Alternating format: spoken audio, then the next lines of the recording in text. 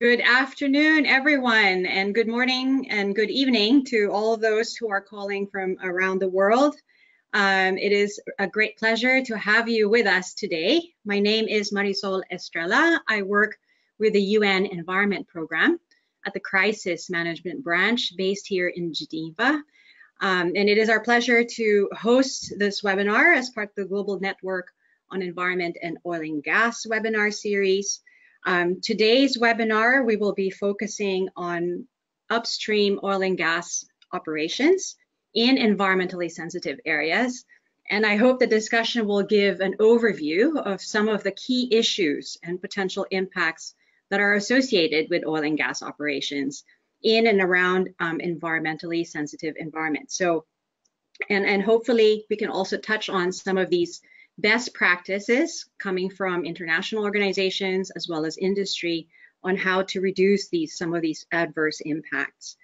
I've already mentioned a number of concepts in that introduction for the webinar, and I hope we will go deeper into these discussions with our speakers. So it is really my pleasure to introduce our speakers today. We are hosting this event in collaboration with UNEP World Conservation Monitoring Center. And it is my pleasure to welcome Mr. Matt Jones, who heads the Business and Biodiversity Program of UNEP WCMC based in Cambridge. This program helps and supports businesses to take well-informed decisions which impact on biodiversity and ecosystem services.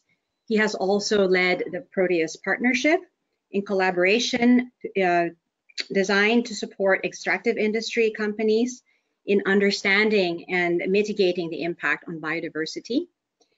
Our other speaker is also a very longtime partner of ours, Mr. Isaac Nduju, who is the head of Oil and Gas Department at the National Environmental Management Authority in the government of Uganda. And he is currently, I think, in Hoima in an oil and gas field somewhere in Uganda. Isaac is the principal environment inspector and head of the oil and gas department at the National Environmental Management Authority, and he has overseen the growth of environmental regulatory frameworks in Uganda since 2008, when oil and gas exploration really took off, and now is overseeing the transition of Uganda's oil and gas sector towards the development and production phase. So they are at a very critical junction, and Isaac is here to also provide those perspectives.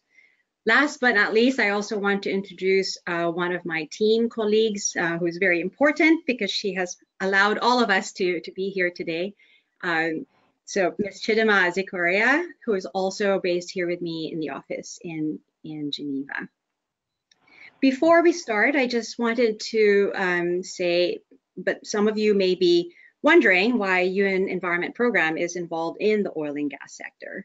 And of course, while the long-term goal of UNEP is to reduce our reliance on fossil fuels and fight climate change, we also recognize that oil and gas will remain part of our global energy mix in the foreseeable future. So therefore, our work of UNEP in this sector is to ensure that oil and gas are produced in an environmentally and socially responsible manner and do not impact on local communities. So in this regard, we are collaborating with the government of Norway's Oil for Development program, which works in 14 countries in Africa, Asia, and Latin America, where we are providing capacity building and technical assistance on environmental management best practices in the oil and gas exploration and production phase. So this just gives you a little bit of background of why we are involved in this type of discussions. And our aim is really to disseminate as much best practice knowledge out there and hear from you about your ideas of how we can do this work better. So with that, I think we can go ahead and start with our first speaker. Matt, I don't know, are you ready with your presentation?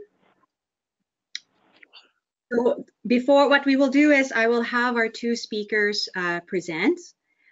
You are, those who are online, all 276 of you, welcome. If you can post your questions on the message board. We will look at them and take and select a number of them. So we will have the presentations first, and then we will have a question and answer discussion at the end, if that's all right. So Matt, you may go ahead, please. Thank you very much, Marisol, and thank you everybody for joining us today. So what I'd like to talk through is a little bit about oil and gas operations in environmentally sensitive areas. So I'll go over a bit of brief introduction and context, tell you a little bit about who we are. I'll talk about the upstream oil and gas life cycle, and I'll also talk about industry best practice in biodiversity management. So in terms of our organisation, we are the specialist biodiversity assessment arm of the UN Environment Programme. We strive for a sustainable world for biodiversity and people. And part of our objectives is around developing capacity to make use of knowledge on biodiversity and ecosystem services. And that's very much where webinars such as this play an important role.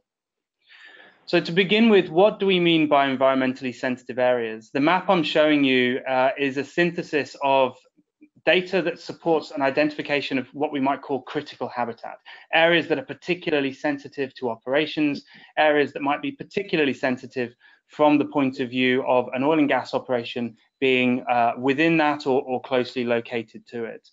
But how can we break that down slightly? How might we define that? There is no single definition of a sensitive area for biodiversity, but four of the things we could consider are protected areas, are areas for particular species, are certain habitats, or are key biodiversity areas. And the four maps that I'm showing now on screen illustrate each of those four issues.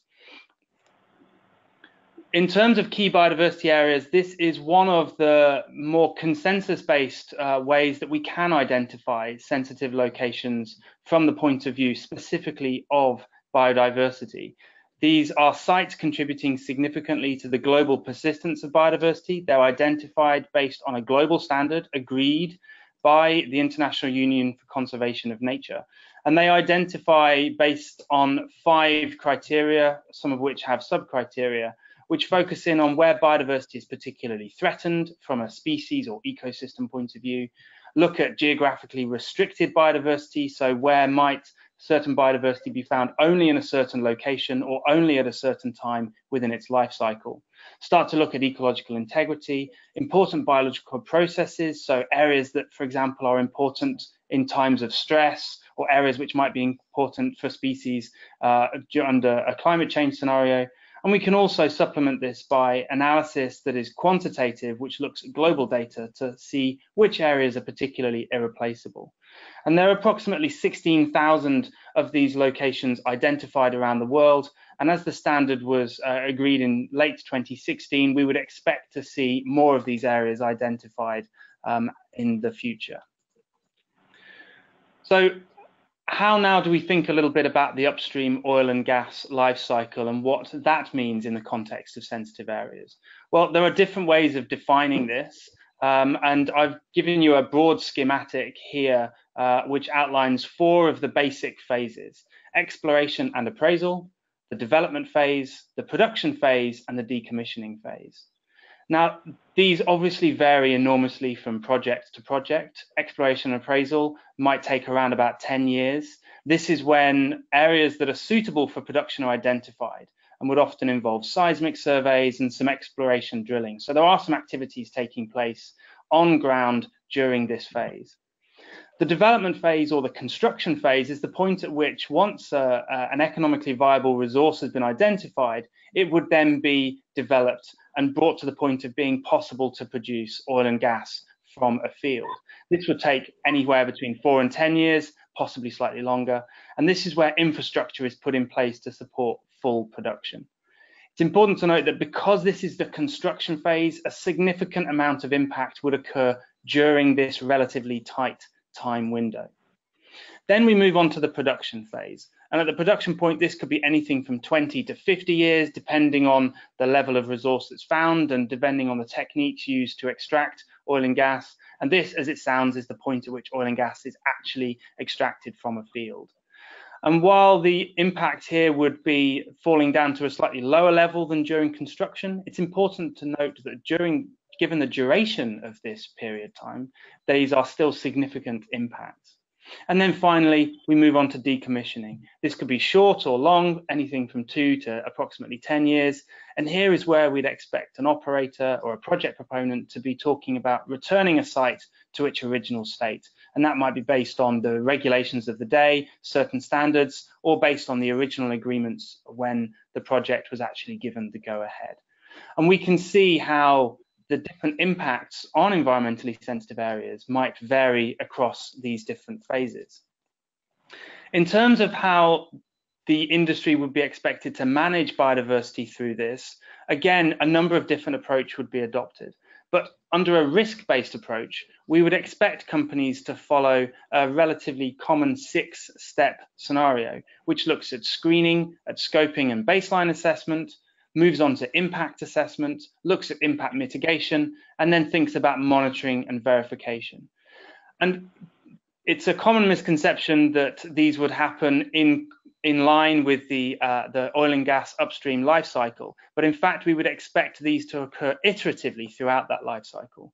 So for example, at exploration and appraisal phase, we might expect there to be screening, scoping, baseline and impact assessment all done before a single seismic is carried out or a single well is drilled.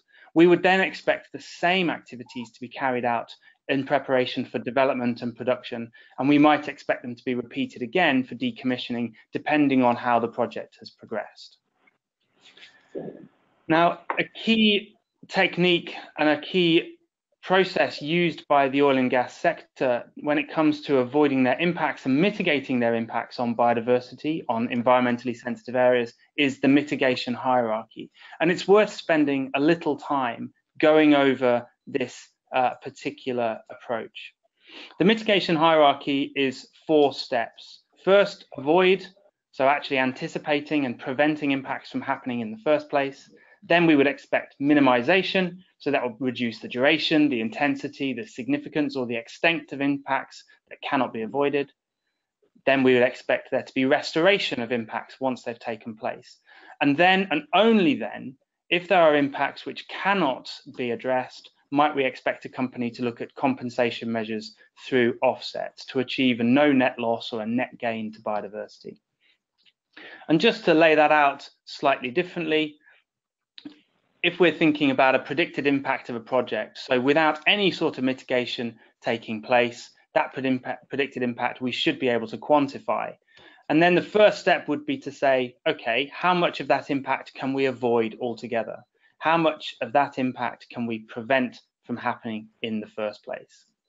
Once all of those measures have taken place, and once a project has been redesigned to allow for that, we might expect minimization measures to be identified and implemented. These minimization measures would again reduce the overall impact that would actually be felt by the project.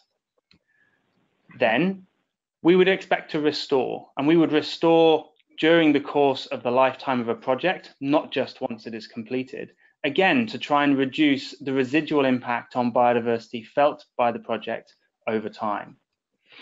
And at that point, it's possible to consider an offset.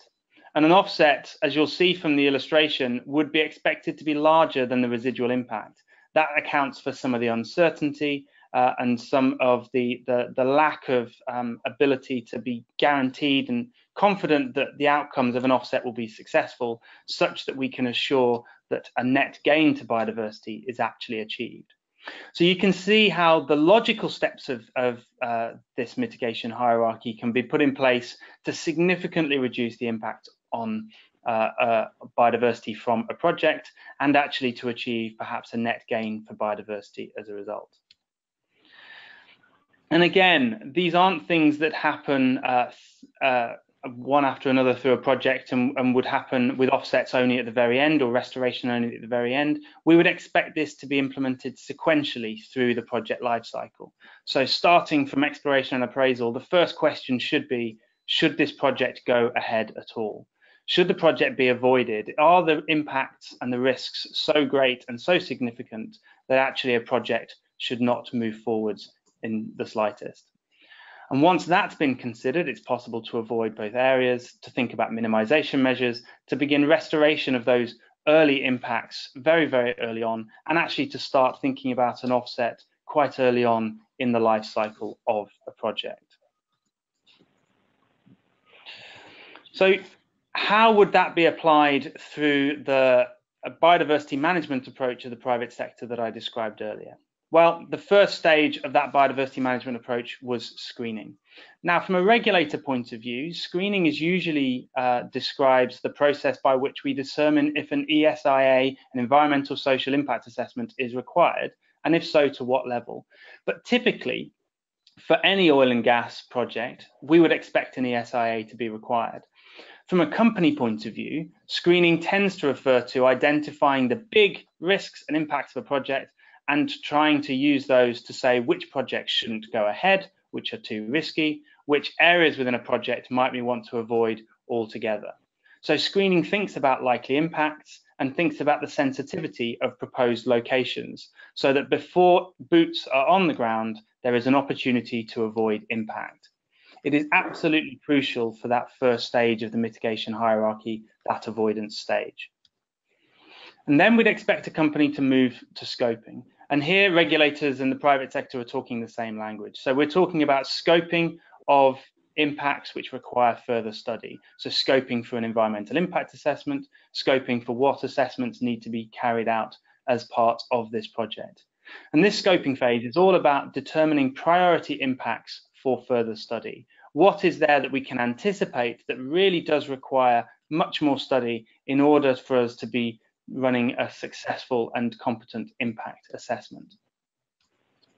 This would also help to inform the baseline. And the baseline is absolutely crucial to determining the potential impact of any project that might go ahead. If you think back to my schematic of the mitigation hierarchy, there was a straight line that ran across the screen, which was our zero line. Without the baseline, without a quantification of the current existing conditions for a reference point, we cannot know what the potential impact needs to be compared against. So we can't understand how change should be quantified, and we can't understand what impact might be required to be mitigated. So this baseline is absolutely essential, and it's very, very important that baselines are done well with competent assessors who are looking at the data that can be collected. They should be based on existing data, but a baseline should be bolstered by additional primary data collection, and the initial baseline assessment should inform what data collection has to happen through the course of the project. So this is much more detailed than the very early screening and scoping, which might be based on a desk study of a few global data sets. This would need to go into more detail. And once this baseline has been completed and once it is understood, it can then start to inform impact assessment. And when we think about impact assessment, we need to think about different types of impact that can be felt by the oil and gas sector on environmentally sensitive areas. And we would think about direct impacts, those which are the direct result of the project. And this might include direct species mortality and disturbance. So for example, the seismic impact on whales of noise in the ocean, or impacts on migration or breeding or other behaviors that might happen of species. We need to think about introduction of invasive alien species. So this could be through transportation or revegetation programs. So during restoration efforts, there can be an introduction of foreign organic matter that might actually have a negative impact on an ecosystem. Habitat loss, conversion, and fragmented are relatively well understood and easily recognized. So when we actually have to bring a site into a new area, there would be clearance for the footprint. And this is a very obvious signal that there is some habitat loss going on. We'd also expect that there might be some pollution, and there would also be a contribution to climate change, particularly from the direct energy use or through flaring and venting or fugitive emissions from an oil and gas project. In addition to direct impacts, which are often the more obvious, it's very important to expect an understanding of the impact assessment for indirect, induced, or cumulative impacts. And this might include social influx and increasing road access. So this could result in overexploitation of resources from access to an area that has previously been inaccessible through the introduction of a new road, for example, for a project. Changes to local economic conditions, which might stimulate agricultural expansion as people move into an area to feed the new oil and gas workers that have moved into a location. Changes to the local environment, so soil erosion, from habitat conversion as a result of a project, and then of course climate change and changes to habitat structure and extent. Cumulative impacts are those which are not the sole responsibility of an individual company, but are those which occur as a result of multiple operators within the same area. Those could be operators within the oil and gas sector, but they could also be operators from other sectors as well. And this might result in habitat loss combined with operational noise, for example, which leads to particular impacts on species, bioaccumulation of chemicals and heavy metals from several different operators, overexploitation of water from multiple operators, for example. And then the result of combined land use change from oil and gas, from tourism, from a hydro dam, all of these could result in cumulative impacts when brought together. And an impact assessment should be iterative. This is a really useful diagram that's from some guidance given by the Cross-Sector Biodiversity Initiative. And this documents the process that ought to be followed, whereby an initial design, you might be able to think about avoidance, minimization, restoration, and offset measures. But actually, a change in design would increase the proportion of avoidance measures and reduce the others. And a further change in design might reduce restoration and offset in favor of more minimization measures. There's a solid reason for this. If we avoid impacts in the first place, from a project proponent point of view, it should actually be cheaper. If there is no impact, then it should be cheaper than having to fix it after the fact. So there's a solid business case for why a company would want to iterate their project design to try and reduce that residual impact as far as possible. But doing so comes back to that solid baseline. Without a robust baseline, it's very, very difficult to be able to change and iterate on these designs. And it also has to be informed by stakeholders and their views and perceptions. So thinking about implementing each of those 4 stages in turn, at the avoidance stage, what are some examples of mitigation measures we might have? Well, the first and most obvious one is site selection. It's possible not always to put a project within an area of high biodiversity. If we look across a landscape, there will always be a gradient of values, and it might be possible to locate a project site away from the highest biodiversity. We can also think about expecting rerouting of pipelines or roads or other linear infrastructure around particularly sensitive locations. The project can be designed in different ways to avoid impacts. So directional drilling can be used to avoid the most sensitive locations. Drilling pads can be sited together so that they reduce habitat fragmentation by being co-located.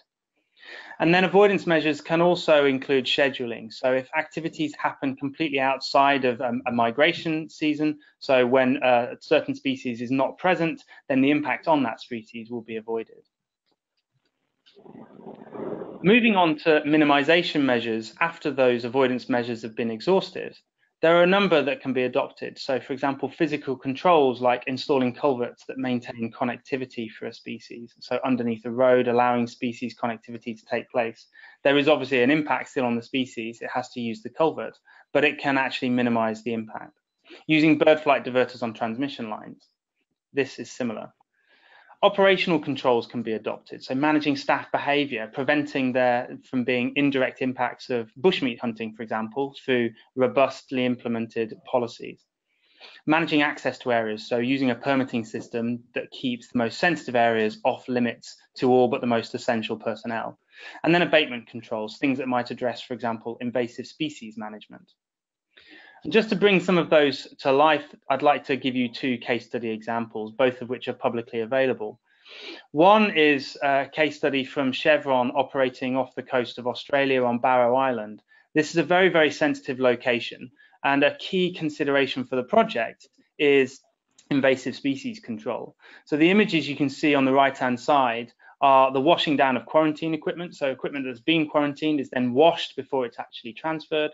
And after the project equipment has been cleaned, it's actually completely wrapped to prevent the ingress of any invasive species which might have a significant impact on the very, very sensitive location wherein this is operating. So you can see how these abatement controls are addressing invasive species as a key risk from this project. Another example would be some roadless development. This is operated by a subsidiary of Eni in Ecuador. Here, in a very sensitive and remote location, the drill pad has been designed to be very small to reduce its footprint. So some impacts have been avoided, but impacts have otherwise been minimized. And they've been done so that this is a roadless development. It's accessible by helicopter only. Now, obviously, this has its own knock-on implications, but by being accessible by helicopter, this particularly sensitive area of forest has not been opened up for agricultural expansion or illegal logging, for example. They've also designed the right-of-way around flow lines to make them narrower than usual, so that there's a significantly lower impact on the fragmentation of the habitat. So these minimization measures, as you can see, are all ways in which a project can think slightly beyond the standard approach and be more appropriate to the location within which they're operating. Once those avoidance and minimization measures are dealt with, it's possible to move to restoration. And as I said, this is something that should happen from the outset of a project. As soon as an impact is felt, it may be possible to begin restoring. This doesn't have to happen at the very end. So the advantages of restoration is that it's often very visible and evident. It can be quite clear that restoration is taking place. Once a right-of-way has been cut, if it's possible then to restore elements of that right-of-way, that should be quite clear. It's actually possible to use, to stimulate the local economy and create local jobs from restoration efforts by actually involving local communities in these efforts. And it can be important from a company point of view in terms of satisfying permits that they have and generating local support. Restoration should also be less complicated and less risky than an offset, and that's another significant advantage. Some considerations that need to be taken into account of is it's scientifically uncertain. It's not always clear whether or not restoration will work within a certain ecosystem, and that has to be taken into account. Some features may not be possible to restore. If we take an old growth forest, for example, that has been there for several hundreds of years, a restoration effort around a few new tree planting is not going to be successful. It really does require some quite detailed understanding of the location, and that might mean expert consultation. And finally, we would expect a company expecting to achieve a no net loss to biodiversity or a net gain to biodiversity to think about an offset. And there are two broad types described on the right-hand side. The first is a restoration offset. This would remediate past damage, not that which was related to a project, past damage caused by somebody else, or a protection offset. This would look at protecting biodiversity that's similar or equivalent in another area, which is otherwise under threat. Again, it can't be under threat from the project to qualify as an offset. And some key components of a successful offset has to be recognition of their limits. What is and is not possible? It has to be equivalent. We can't offset an impact on an elephant by thinking about a project that looks at sea turtles.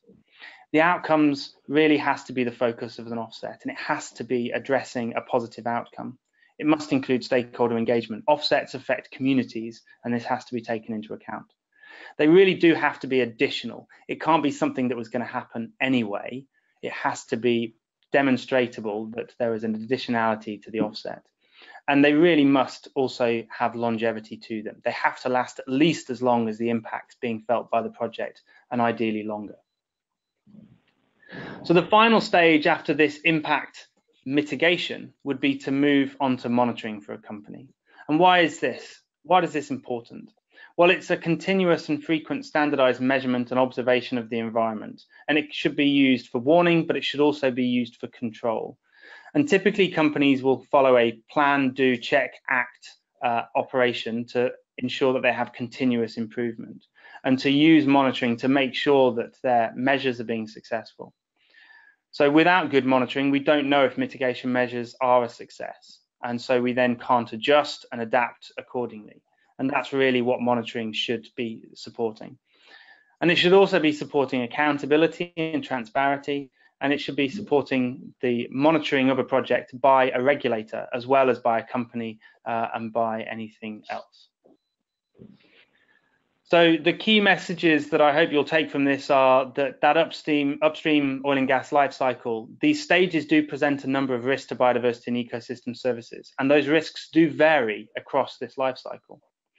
The management approach by industry should begin with avoiding impacts before then moving on to studying and managing so that we reduce impacts.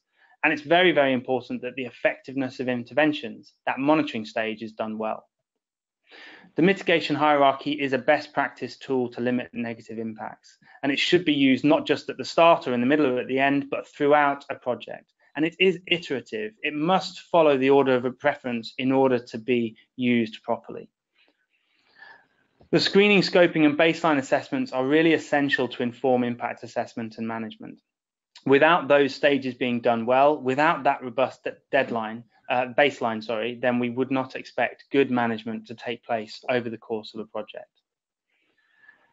So I hope that this has been a helpful and useful introduction to some of the subject matter that we will discuss. At this point, I think I'd like to hand back to Marisol, and I think we'll take some questions a little bit later on. Much, Matt. That was very informative. I mean, this is generally a 4-day training course that we provide to countries, and he has managed to really summarize it in a 25-minute presentation. So thank you so much, Matt. We'll touch on some of these really important principles and some of these messages as we move forward. But I wanted to invite now our next speaker, Isaac, who is from the government of Uganda, and he heads the oil and gas department at the National Environment Management Authority. So to give us a flavor of what these concepts that Matt was talking about, what it could mean and what it has meant, you know, on the ground in operations in a particular country. So with that, Isaac, may I invite you to start your presentation? Thank you, Marisol. And let me upload briefly.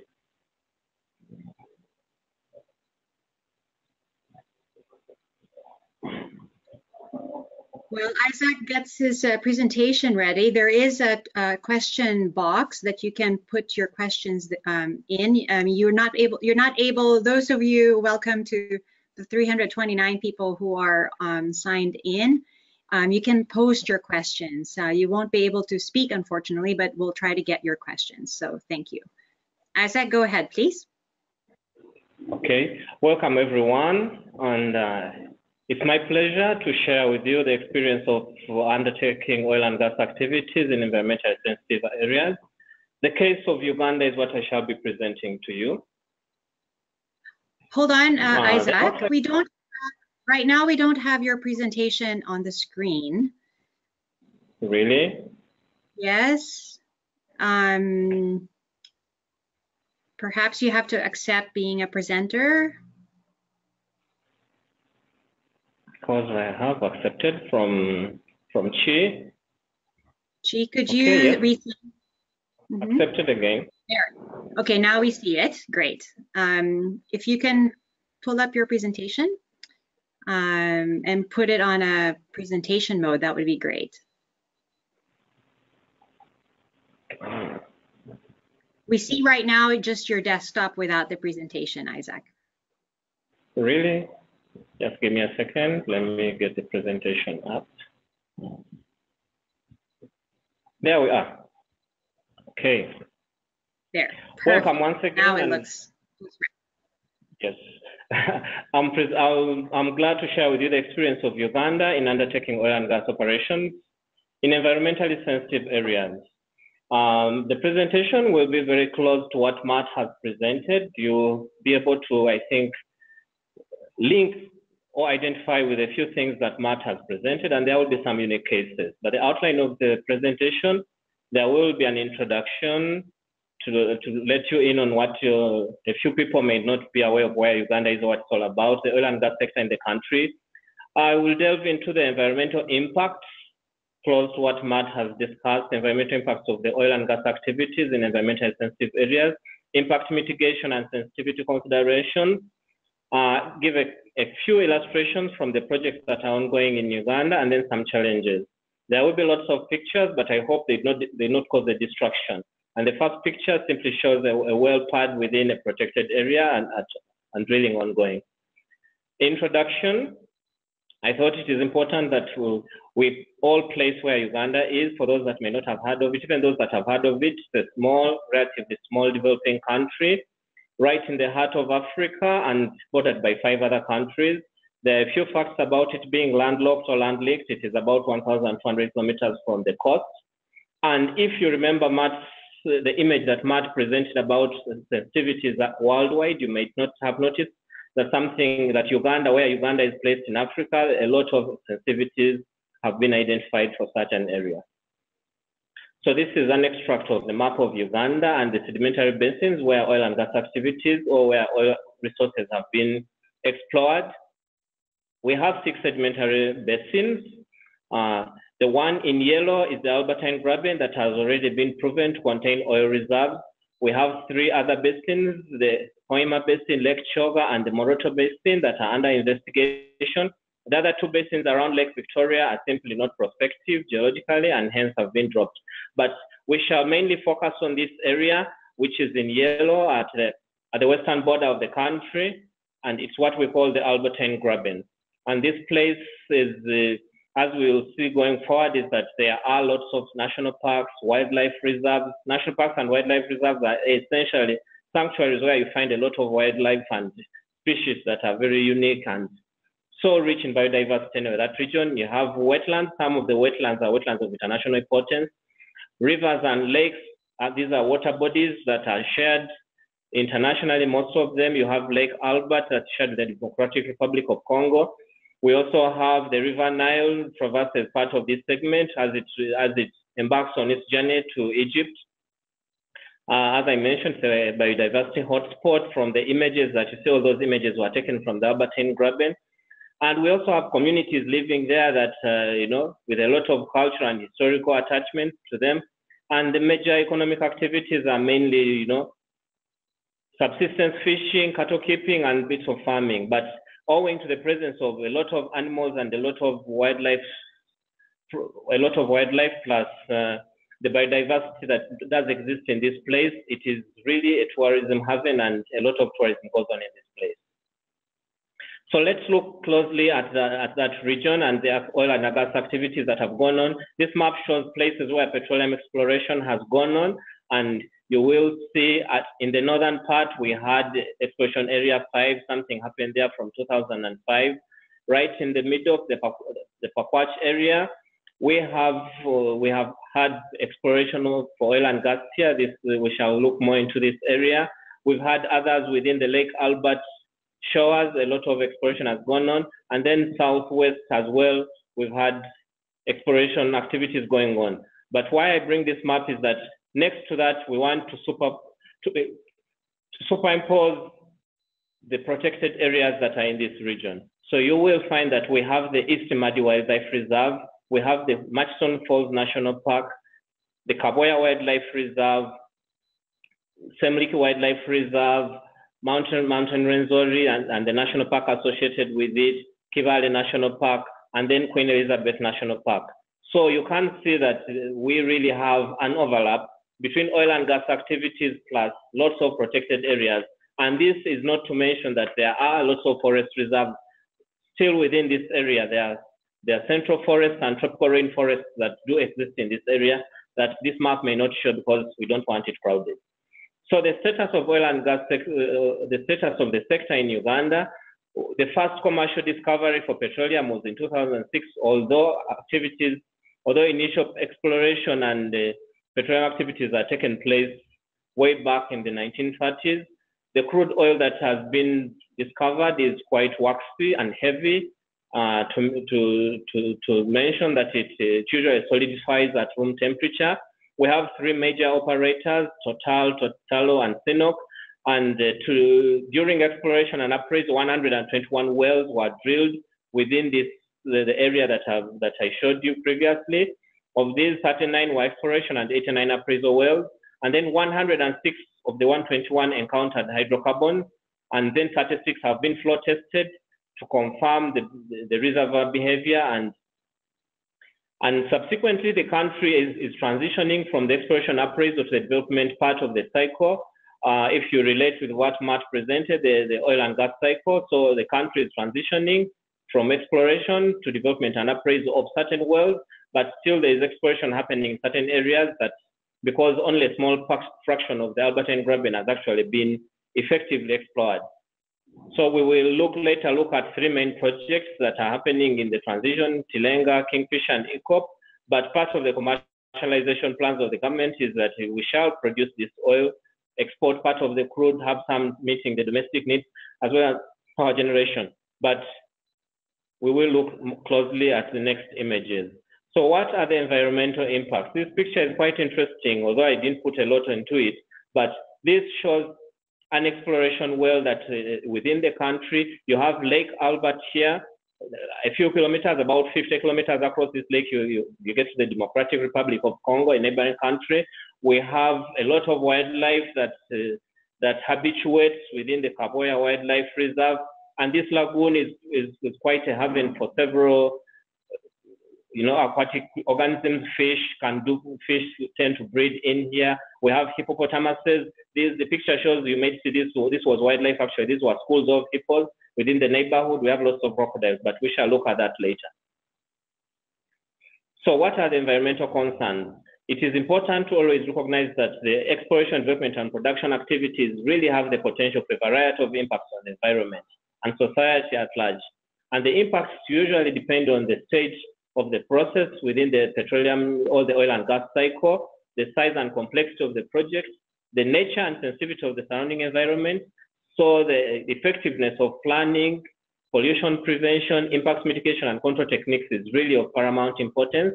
And subsequently, we need to be mindful that whereas the negative impacts can be disastrous or can be quite a handful, with proper care and attention, they can be avoided, minimized, or mitigated. So what are some of the impacts? Matt delved into some of the impacts, but for the case of Uganda, we've had land disturbance and with the issues of clearance of vegetation, land use changes, soil erosion, because it's a landlocked country. In most of the oil and gas producers, I think activities are offshore. So this may not be an issue, but once you get to sensitive areas in inland, then you must look at some of these. We have ecosystem disruptions. Matt mentioned habitat loss, but yes, habitat loss, change in the behavior of animals, the ranging patterns. We can, there is habituation of wildlife, as we shall see in the next slide with some examples, that it is actually possible for these impacts to strongly affect the environment. There's potential for pollution of both air, water, and land, the emissions and discharges from the sector, the issue of waste management, especially for landlocked countries. You find for offshore activities, produced water could be handled offshore, but in a landlocked country, the waste management aspect becomes really critical because you need to find the right way to treat and discharge this waste or deal with it in an environmentally sound manner. We have aquatic impacts. Obviously, there are issues of water quality and the quantity, given that the sector still requires lots of water. Usually the volumes of water that are needed for the sector are pretty big, and hence you need to mind or be mindful of the impacts on the water quality and water quantity. Aquatic life that thrives within the water systems, as illustrated in one of the images earlier on, that it has the potential to be impacted upon and compromise its integrity compromised because of the oil and gas activities. Then we have tourism. For countries like Uganda, where tourism is key and a key contributor to the economy, I think that many tourists find that the developments are either unsightly, they are an inconvenience, you have increased traffic. At times, tourists and the oil and the workers in the oil industry must share roads and resources, other resources. Hence, the activities may become a nuisance. I put this aside because the human and socioeconomic impacts from the industry are, again, quite a handful to deal with. Because for Uganda's case is that most of the areas where the discoveries have been made in the Albertine Graben are predominantly rural. The economy, as mentioned earlier, it is subsistence fishing and farming. So it's characterized with low standards of living. The oil and gas activity has actually caused an influx in developments and people in these largely unplanned areas. This image here simply shows it was taken in 2010, and if someone showed you the picture of this place today, you will be amazed at how fast it has changed. But we have for the social impact, changes in land use. Previously, people are doing cattle keeping, fishing, but we have oil and gas activities that are ideally taking over part of this land for, we have impacts on the economy. Planning challenges are quite something to deal with. The stress on available resources, in case you have to, this place is bordered with a heavy escarpment from the East African Rift Valley on one side, and then the other side there's the lake. So everything has to happen in here that the community, the oil and gas sector are all competing for the same resources, the same water, same roads. It becomes quite a handful. We have sociocultural disruptions. These places, as mentioned, are either too relatively, undeveloped and serene, but with the ingress of several expatriates and the oil and gas, the staff or personnel working in the oil and gas sector can easily cause social disruption. Example is inflation, whereas the community within these areas could be comfortable living on $1 a day. When you have the oil and gas sector and the workers in the sector who have lots of dollars at their disposal, it can cause a big problem in this area. But what are some of the interventions that have been put in place? One of the issues is upon discovery of oil and gas in Uganda, we discovered, or it was important that a strategic environment assessment is undertaken for the entire region, the Graben all the way, the entire border from the north to the south. A strategic environment assessment was undertaken, and I'll discuss that on the next slide. An environmental sensitivity atlas had to be developed, or we had to at least establish the environmental sensitivities within the Albertine Graben so that we can understand what we are dealing with, we know where everything is, and ideally push forward the sector without compromising a lot on the very sensitive areas. Matt mentioned that there's always need for a robust environmental baseline, and so the country developed a monitoring plan with a robust environmental baseline. There were some challenges, or there are challenges that still need to be addressed in terms of the baseline, because the place was very undisturbed, and so everything, or a lot of studies must go on as we speak, or as the sector moves forward. The environmental laws and the legislative framework had to be revised, ideally to accommodate the discovery of the oil and gas sector vis-a-vis the environmentally sensitive places that will be hosting the sector. Obviously, there are emergencies. We are very mindful of the emergencies, given the sensitivity of the Albertine Graben and the areas where oil and gas activities are ongoing. We needed to have to cater for emergencies, and one critical plan that has been developed, or that is almost complete, is the National Oil Spill Contingency Plan, so that before we get into full-scale production, we are ready as a country to deal with any spills, contingent or emergencies that can arise from the sector. And obviously, there has been a lot of priority has been put on capacity building for regulatory institutions, because we need to, and by capacity, I mean we need to have the tools, you need to have the knowledge and the skills of how to deal with issues of the oil and gas sector within the sensitive areas. And unfortunate or fortunate for Uganda, whichever way someone looks at it, some can say it's fortunate in that you're setting your trailblazers, because much of the activities on land in sensitive areas, there are very few countries that have done it, so the precedents are very, very limited, and we have to learn on the go oftentimes. Matt talked in detail about the environmental impact assessment process, and so the EIA process is one of those. We have comprehensive environmental and social impact assessments that need to be undertaken prior to the activities and the projects that are running in the oil and gas sector. And then for Uganda, we have chosen as a country to have a permanent presence of the regulators. So members from the Petroleum Authority, from the Uganda Wildlife Authority, the district local government, as well as the National Environment Management Authority, have a presence when operations are going on almost throughout, throughout the activity 24/7, as if it can be put that way. But beyond that, we also have multi-sectoral monitoring, because often when you work in isolation and the matters of environment are very cross-cutting, it is important that every once in a while you work with other regulators, so that you have the experts in wildlife working with experts in water, experts in petroleum, experts in forestry issues. And then subsequently, we've undertaken site restoration and rehabilitation for some of the places that have been affected. So I talked about the strategic environment assessment. This was undertaken by the government of Uganda so that we can consider the environmental issues and concerns at the earliest possible time in respect of the oil and gas sector, especially looking at the policies, plans, and programs of government that are associated with taking the country forward. The SCA registered 135 issues. It was really very highly consultative, and it was also an iterative process.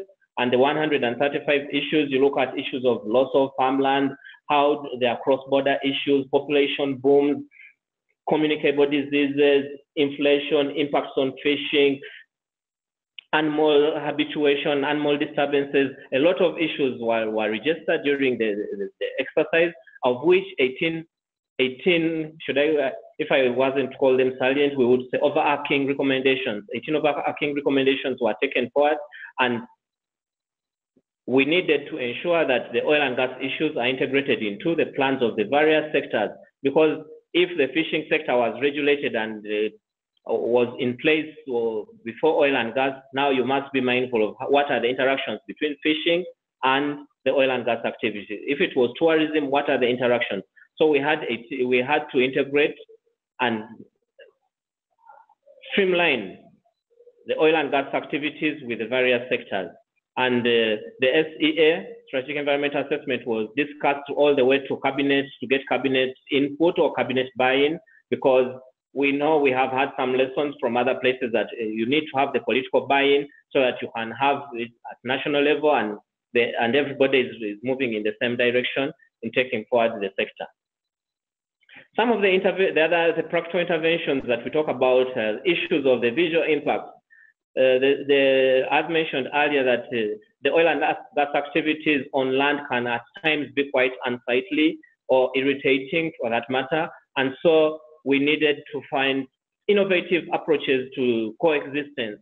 And you will see in some of these images that we have, there's been an attempt, or it has been done, to camouflage installation, so that from a distance, really this blend, there's an attempt to ensure that the facilities do blend with the natural environment. What you see, this gentleman here, there's a Christmas tree after petroleum operations. The Christmas tree is right in here, and this has been designed in such a way that the animals can easily move along it, and as well, and the tourists may not be disturbed. So from a distance, it looks like a small little mold, but this is the other side of it, in there is the petroleum, the personnel working for the petroleum sector can always come in and look at the equipment and do the monitoring and look at how the facilities are, the state of facilities. This shows site rehabilitation and restoration. During exploration drilling, this is what this site had everything here. A few months after petroleum exploration, all that equipment was removed, and this is the same location. You can see that tree is very unique.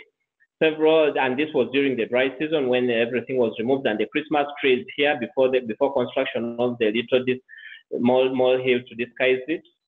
Down here is the same location taken from a distance a few months after when it had started raining. You can't see the road is still in place, but the little tree is here, and this was the access road.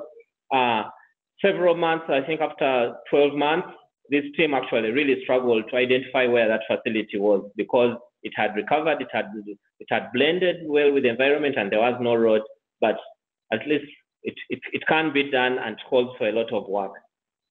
What are some of the sensitivity considerations? This image simply shows that you have petroleum activities with wildlife. These are warthogs, elephant, an elephant with its baby, plus other birds within the neighborhood.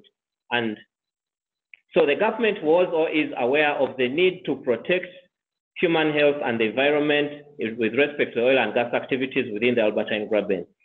So we are mindful that the petroleum operations can have an impact on to both land and the water bodies, including societies and communities. The scale of activities during the exploration, development, and production requires the establishment and implementation of really robust safeguards with hindsight of the environmental sensitivities. Prompt and effective action is quite important to mitigate the harm resulting from activities. Oftentimes, impact assessment has issues of prediction, but what you predict may not work out. So you need to be proactive and be dynamic enough to deal with matters that emerge out of what had been anticipated. And then again, it is important to have up-to-date information, because a lot of studies really need to be undertaken and needed to be undertaken for the case of Uganda because of the hitherto undisturbed and very serene environment where the oil and gas activities are taking place. In terms of sensitivity, the country worked to have an environmental sensitivity atlas of the Albertine Graben. And once again, as mentioned, this Albertine Graben has some very, very sensitive places. The sensitivity atlas has informed the government in places where we do not intend to go. For instance, down southwest where we find the mountain gorilla, Matt talked about avoidance. This place has been avoided and there are no petroleum activities happening within the places that have the endangered species. But beyond the sensitivity atlas for the entire Graben, we have gone ahead as a country to have very site-specific sensitivity atlases. For instance, the Murchison Falls National Park that we shall be looking at later, there are lots of petroleum activities, so we have a sensitivity atlas that goes down strictly focusing on the Murchison Falls National Park. We also have a sensitivity atlas that is a subset of the Albertine Graben Atlas, focusing on the Queen Elizabeth National Park that hosts some petroleum activities as well. This sensitivity atlas has also been very useful in terms of developing the Albertine Graben, the environment monitoring plan, because it is of essence that we do monitoring. Now, allow me to take you quickly through some of the projects that have been ideally two of the projects. We talked about Murchison Falls National Park. This is Murchison Falls National Park, and we have the Tilenga project because we have very big petroleum reserves that have been discovered in this area. And because it's the protected area, it is very sensitive, lots of endemic species. Some of them are really unique to the park, and others are endangered, like the shoebill. We also have wetlands of international importance. Ramsar sites are in here in the national park. So how do we deal with harnessing the petroleum resources in this place without compromising on the environment or while safeguarding environment? Then we shall have the second project we shall look at is the Kingfisher project that is down here southwest of Lake Albert. So the Tilenga project is named Tilenga because this the antelope, the Uganda kob, in the local languages, it's called Tilo Engavi, and so the project is called Tilenga. And that's why I put this, because it is one of the animals that you will never miss to see out once you get to Murchison Falls National Park. But the project area of influence stretches well beyond the national park, because this is Tilenga project. Part of the project is within Murchison Falls National Park, which is this green, but the other part of it falls within this community.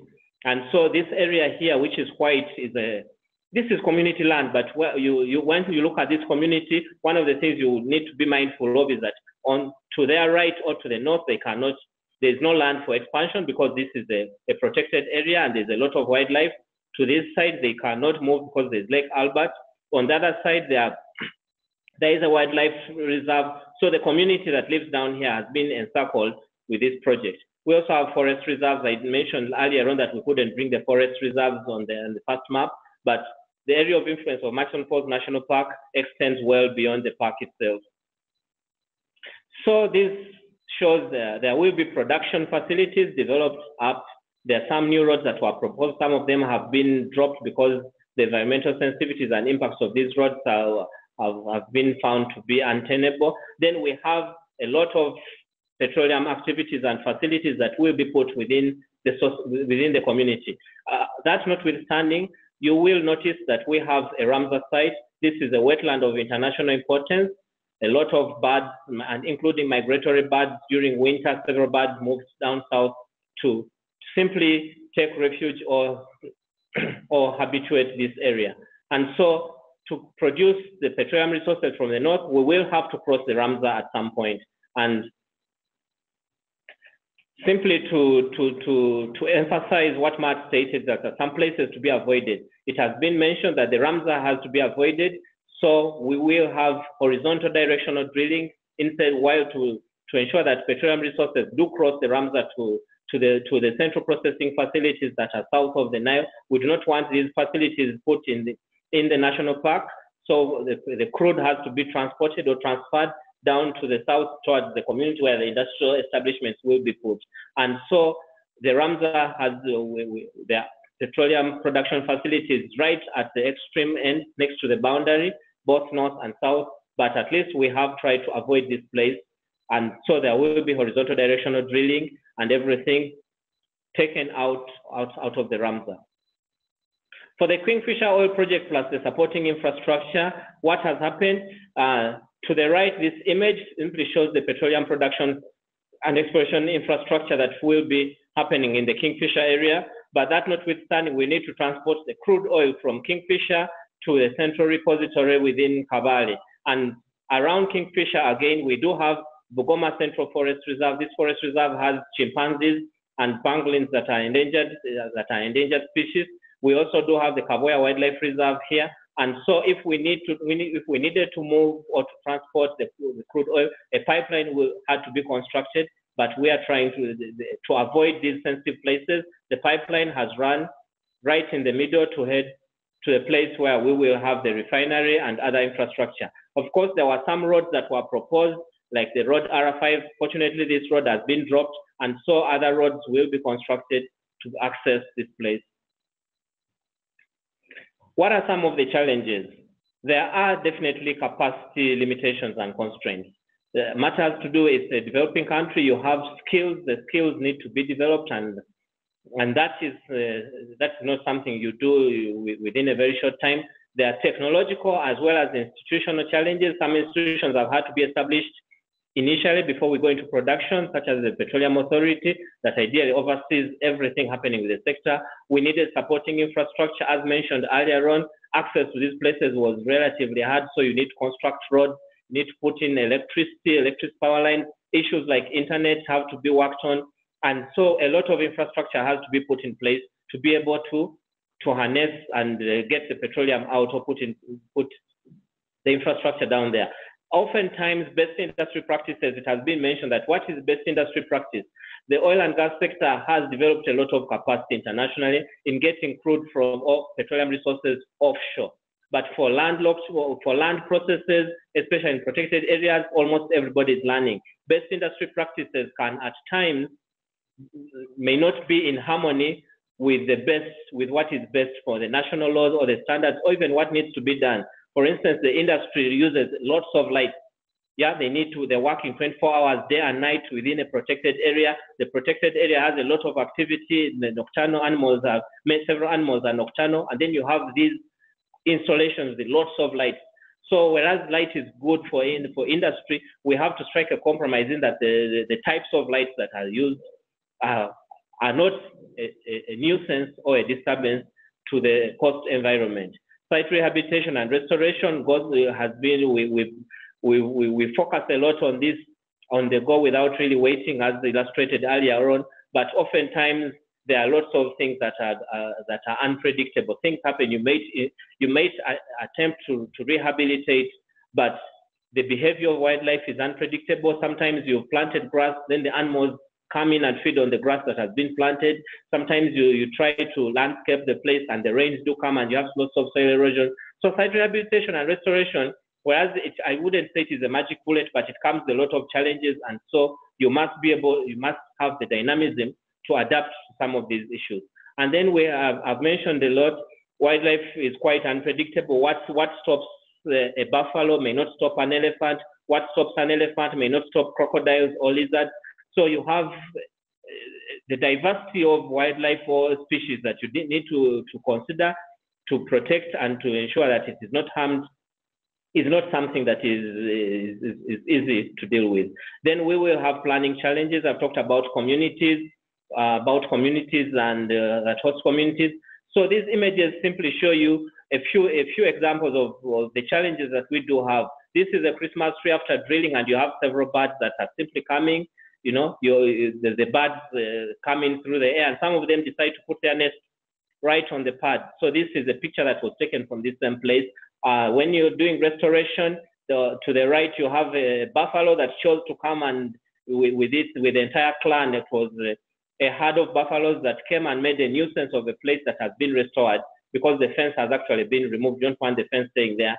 Sometimes during exploration drilling, you have animals creeping in, like this crocodile was rescued following it, you know, because it was attracted to the waters that were on the pad. As we do conclude, the concluding remarks I can make is that the oil and gas sector has progressed. You know, several discoveries have come in board. The regulation and institutional framework has been improved, and then commercialization plans are being taken forward for the country because we feel it can be done. Government has put in place critical legal, regulation, and institutional framework that has been mentioned earlier on. The development of the sector poses some challenges, but these are being addressed, and they can be addressed.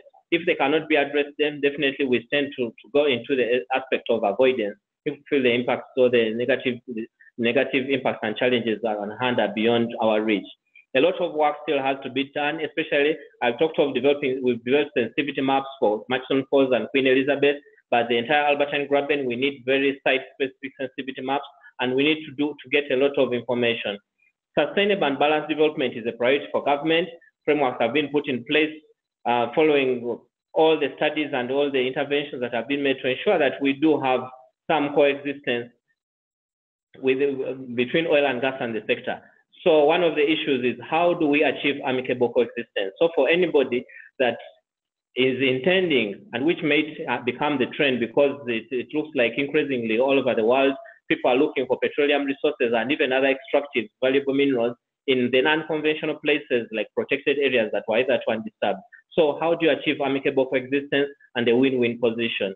Thank you. And for some of you that are with us, you're welcome to Uganda. And this image is simply shows what happens with the tourists. We have wildlife, and then we have petroleum activities going on in the background. Actually, you find these animals seemed more concerned about the tourists than because they were all looking at him instead of the petroleum activities in the background. Thank you very much, Isaac. I mean, I think that gave us a really bird's eye view of what's happening in Uganda and a lot of the challenges that you have faced and overcome. So thank you very much. We have had a very busy question board here with many questions. I won't be able to take all of them, unfortunately, but I'll try to summarize some of them in larger sort of discussion points. So maybe I'll start with Matt. You know, you introduced for us this concept of the mitigation hierarchy and how important it is as a tool in order to really be able to take into account biodiversity considerations and environmental sensitivities in an area. How widespread of a practice is it really that to use the mitigation hierarchy in your opinion, in your experience, working with the industry? Thanks, Marisol. So certainly all of the companies that we engage with, they adopt the mitigation hierarchy. And one of the things that is really pushing that is IPECA, which is the Oil and Gas Trade Association for Environmental and Social Issues. They, together with the financial sector and the mining sector, are part of this cross-sector biodiversity initiative that I mentioned. And they have done some really good thinking about how to implement the mitigation hierarchy and have done an awful lot of work promoting that, particularly among their own members. Given the scale of IPECA's membership, it's something in the region of 40-ish to 50-ish companies, including all the biggest names companies that you or I have ever heard of.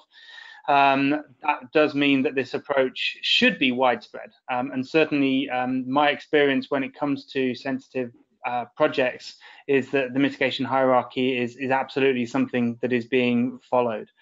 I'm not sure how closely it is followed by national oil companies. That's something that obviously, because there are fewer national oil companies who are part of organizations like IPICA, but that is that from an integrated oil and gas company point of view, from the super majors and the majors and all the biggest international companies, certainly my experience is that they do use the mitigation hierarchy. We're also seeing it in some cases written into national legislation, and most recently in the Convention on Biological Diversity's Conference of the Parties in the end of last year, which took place in Egypt. There was actually a reference within the decision on the mainstreaming of biodiversity within the energy sector to encouraging national governments, parties to the convention, to adopt the mitigation hierarchy appropriately within their own national laws. So I would expect also to see it increasing in use as a result of that, because as national legislation comes into line with company good practice, then we would see multiplication of that sort of approach being adopted. Yeah, I think that you saw that as an example from Uganda, Isaac, right? That you have developed a number of environmental regulations and laws already over the last 10 years to ensure some of these environmental considerations are taken into account. But let me just come back to this mitigation hierarchy concept, because there was a lot of questions around that, and I imagine people are very interested. I mean, you had emphasized, of course, that the most important part of this mitigation hierarchy concept is the avoidance and the mitigation, right? And only the other aspects of restoration and offset should then be considered. But there was this question, and I'm sure it's in people's minds, about this concept of offsets. And I just wanted you maybe to reflect and give an example of what this offset could look like in oil and gas, sort of within the context of the oil and gas operation. And what are some of the challenges or constraints really to why you also said that, offsets is really the last option? Yeah, sure. So, I mean, an example, a more detailed example of an offset would be, let's say at the end of a project, we established that it's not been possible, or it's not going to be possible by the end of a project to address all of the impacts on a forest habitat, which is home to certain species. What we would then expect the company to be doing is to be identifying a similar habitat that's relatively close to where the impact is being felt. And that's really important. It can't be an offset that happens in a completely different country on the other side of the world. It absolutely has to be happening within ideally the same landscape or the seascape where the impact is being felt. And so having identified a suitable area of habitat, which is broadly equivalent to the sort of location which is going to be impacted by the project, we would expect to be looking for an offset which is achieving like for like or better. And what that means is looking at equivalent values. So looking at the same types of species that are found in the impacted site, are they present in the offset site? These are the sort of issues we'd expect a company to be looking through. So if we take the example in Uganda, perhaps Isaac could talk a little bit more about some of the species that are affected, particularly in some of those projects. We would expect those same species to be benefiting from an offset in that situation.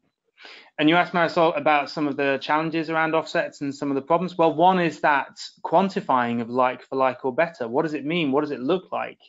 And that's where I kind of come back to the baseline being so important, because without good data, it's really, really difficult to be starting to understand that. And it does require companies to be going out and looking for data, not just where they are, but also in other locations, so that they have that counterfactual scenario that they can be looking at. And so then they can actually start to identify where equivalent values of biodiversity might be found. And one of the key challenges from my point of view with offsets is that obviously they're an important tool from a biodiversity point of view, but we know how important biodiversity is to communities and how the value of biodiversity through the provision of ecosystem services or nature's contributions to people, how that value is felt by local communities. And a big challenge with biodiversity offsets is that they may be, because they're even if they're close by, we might still not see those same communities benefiting from the offset, which are being impacted by within their locality. And that's a real challenge that absolutely sort of has to be accounted for within an offset. It's not okay to impact on one community over here and say, well, it's fine because another community over there is going to benefit. We need to be thinking about the equality and the equity that goes on from a social point of view, as well as from an environmental point of view. And that's a real challenge. Great, thank you. I mean, I think that's very helpful, and it's very helpful. Thank you, Matt. And so you mentioned now the importance of data and having the baselines correct. And so let me just turn now to Isaac, because you mentioned the significant amount of work already that has been put into developing these environmental sensitivity mapping in this region. So maybe just elaborate, now that I give you some time to elaborate a little bit on, what were some of the criteria that you used in order to develop this sensitivity maps? The criteria that we use to develop the sensitivity maps? Is that, yes, is that what were some of the considerations that you took into account in order to develop this environmental sensitivity mapping for the region? Obviously, the sensitivity mapping is that it is very highly consultative. That is initially, because you find often that what may be considered important to one entity may not be important to other. We have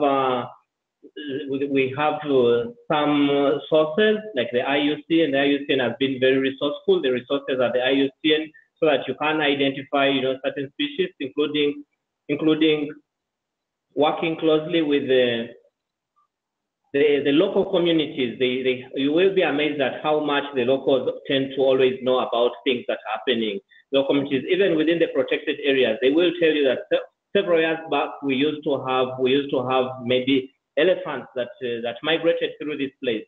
Now the elephants have stopped, all because of the oil and gas activities. Things are changing. So we use a lot of local knowledge, a lot of information from the IUCN, a lot of working with the regulators. For instance, the protected areas in Uganda are under the Uganda Wildlife Authority, and they tend to have a lot of information, and they do advise. Because if, for instance, we know that we have a Ramsar site and the delta that is ideally, it is very delicate. From the experience and from the records that they will have, this informs the information that we put into our atlas. We also have, we've tapped into satellite images. Some of the satellite images over time that can take you through time. You are able to tell how the place has transitioned. I think that has also happened a lot. So we've used a lot of satellite imagery and GIS. We have also, I think we've also engaged certain stakeholders. For instance, we have stakeholders like the tourists and tourism operators. They have been very critical in advising on how to coexist, because ideally everybody has, and we've also had to do a lot of sensitization, because everybody wanted the do not touch option. But I think we've chosen to explore the avenue of, can we foster coexistence? Because sometimes you have information like some animals can adapt, whereas others will simply move away. So you need to know what species is in which location, do animal censuses, or get.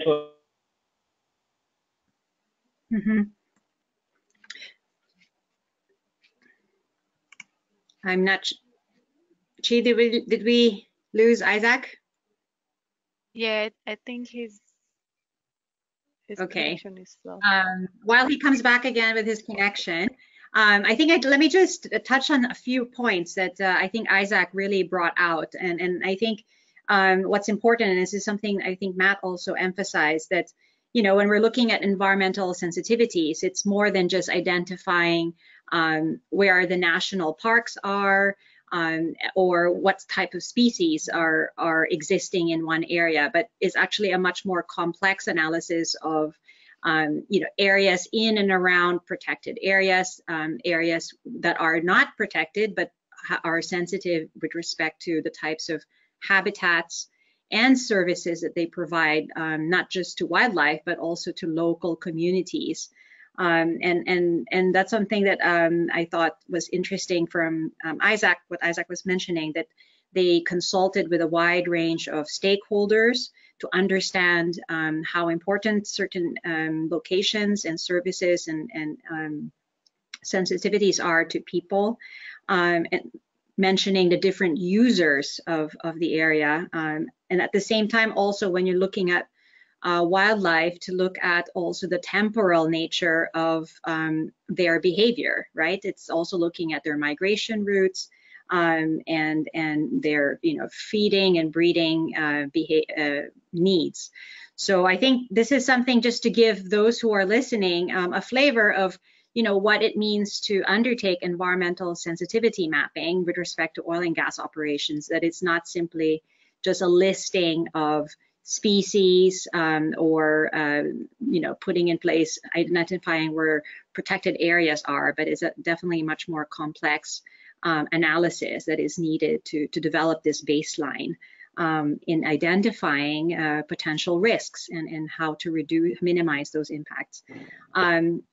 So I was just summarizing and kind of highlighting a little bit, Isaac, from what you discussed about environmental sensitivity mapping. I'm glad you're back online.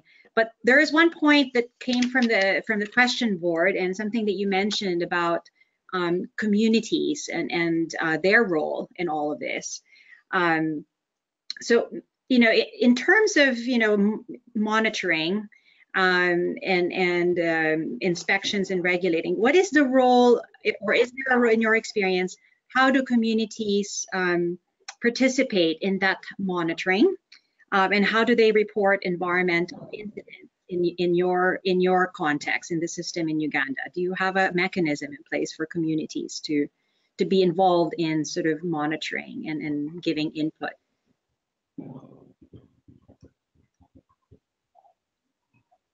Isaac, do you hear me? Matt, can you hear me? Yes, I can hear you, Marisol. Okay, I'm not sure if Isaac can hear me, although I see him on the screen. Okay, but let me see whether we can get him back online. But Matt, maybe I'll just turn to you. I mean, there was a comment on, that we didn't touch so much on the social and health impacts. However, the case from Uganda in Isaac's presentation, he did touch on these things. But, how much of that is part of the analysis in terms of looking at potential impacts and sensitivities? So how much of the health and social, yeah. So absolutely, this has to be a feature, and this is where the biodiversity and ecosystem services is a really important component. The focus today of what we were discussing was very much around the biodiversity side of things, so environmentally sensitive areas. And so considering the needs of a local community on that biodiversity is absolutely of paramount importance. And that's where some of the social information has to be included. There are times when actually biodiversity considerations and social considerations might be in conflict.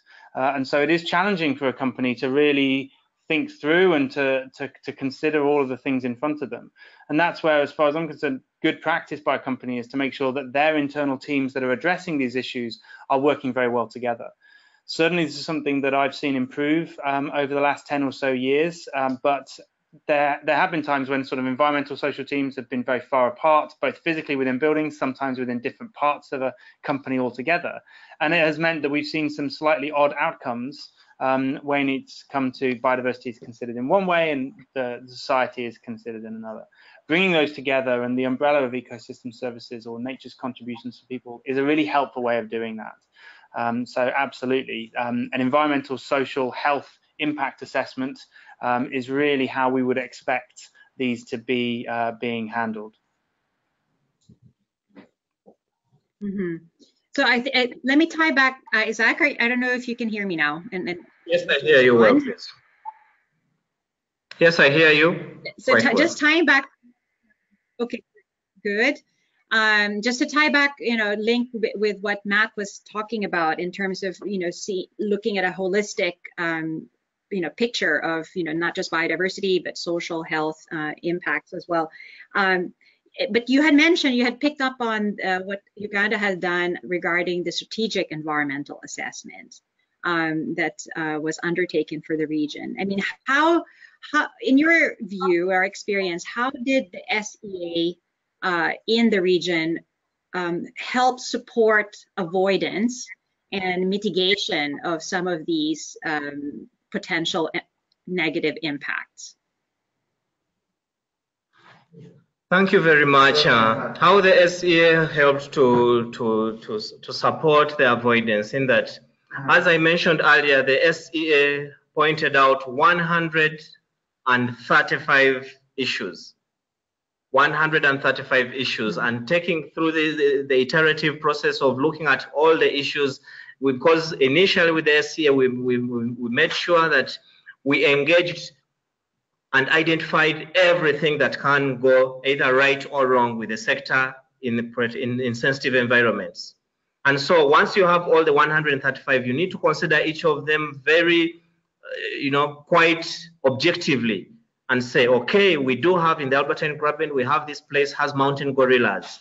We have the world population of gorillas, the biggest, whereas they could be around 300, 600 in the world, half of them are in Uganda. Is this a place that we would want to go to? Then that has, it helped to inform, including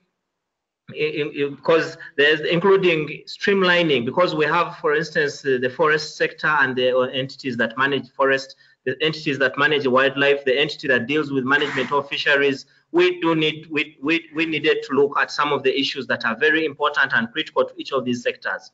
For instance, if we looked at the River Nile as an issue, the River Nile runs, it is not a resource that, or a river that only benefits Uganda, but once you put something wrong with River Nile, then you're compromising it all the way to Egypt, through Sudan and all the way to Egypt. And those are things that you look at as a country and say, is this something that we can deal with? If we are really unable to deal with any impact to such a resource, then the best issue with the mitigation hierarchy is that this place needs to be avoided. And these issues also, the reason why we also had it at the highest political level that it needed to be adopted, because things needed to be appreciated all across the spectrum of society. Sometimes the politicians have very tough decisions to make, but if they are able to get this information and buy in and appreciate, then they will they will work with everybody to avoid doing certain things or to change the way.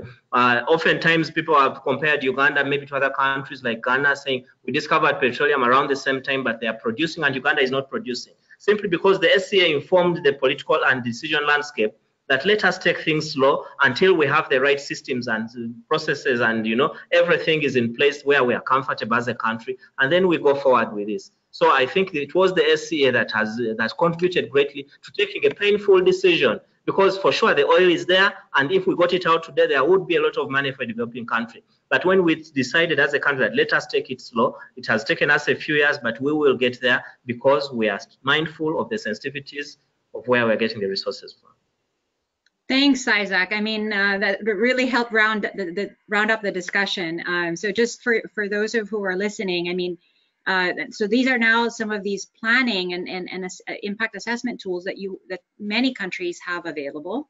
So it is not just the EIA process, which is the environmental impact assessment at the project level, which we had mostly talked about, but there are also these higher level strategic planning and impact assessment tools that countries can use to really help identify the bigger issues and avoid already from the very beginning areas that should be not developed for oil and gas because of the significant social and environmental implications.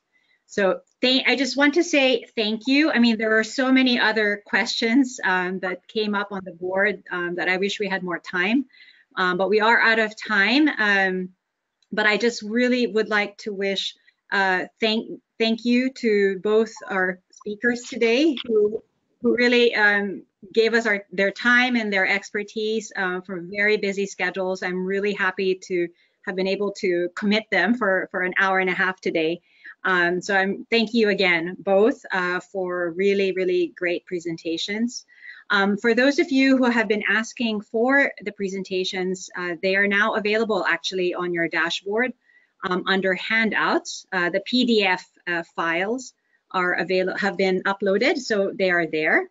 And I just wanted to, before I really move to closing, say that the webinar was recorded this entire time, and we will upload the recording of this webinar on our YouTube channel, which we will disseminate. So if you look up Global Network on Environment and Oil and Gas, we have a YouTube channel with all of our webinars that have been recorded.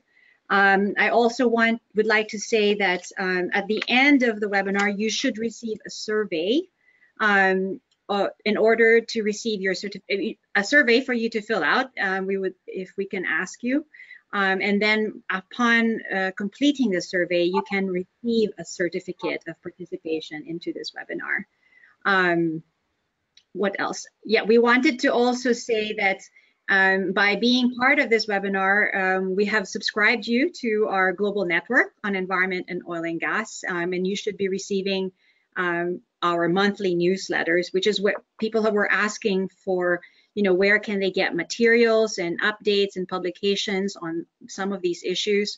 This is a service that we would like to provide, is share as much of the available information out there on best practice on environment and oil and gas. So you can join us on LinkedIn, where we provide this regular publications and news features, etc.